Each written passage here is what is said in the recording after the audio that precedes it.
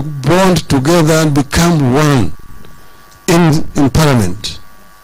If we do that, then this coalition will survive, and it will be able to perform its role, and it will also be able to protect those who are not within Parliament.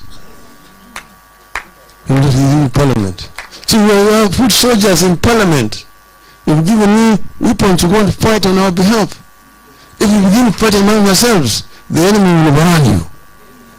So we need to foster unity among yourselves and leave this place united until you go out there. If you don't get this, be happy that somebody else has gotten it. And if we do not do it properly, we'll come and again we'll change. We'll change again. This is what I want you people to agree to do. And if you do that, we will be proud of you people. So, I therefore want to thank you for attending this meeting today and urge you once again to remain steadfast. Be frank and talk to each other freely as you bond and become one unit of Azimio la Umoja. Thank you. Thank you very much, ladies and gentlemen. Azimio! Azimio! Azimio! Azimio! Asanteni sana.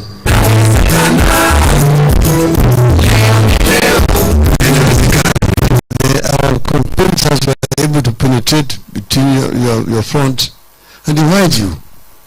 See?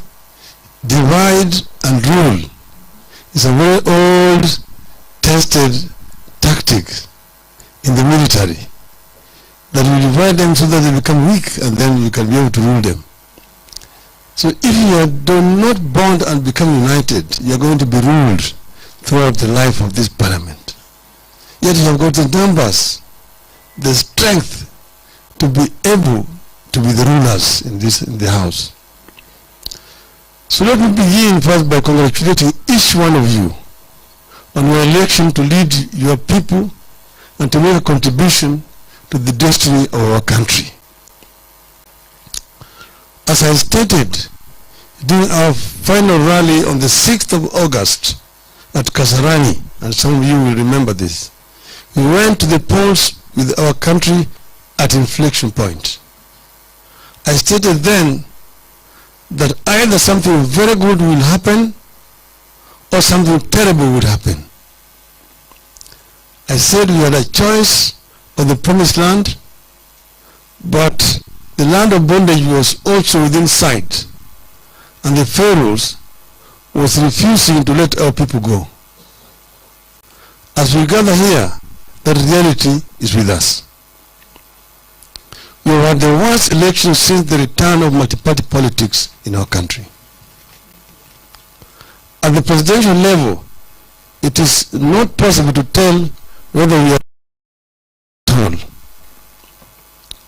But even at the lower levels of polls, I believe that a number of our people were read out to pave way for an UDA majority, and that during election petitions, this will be proved to have been the case.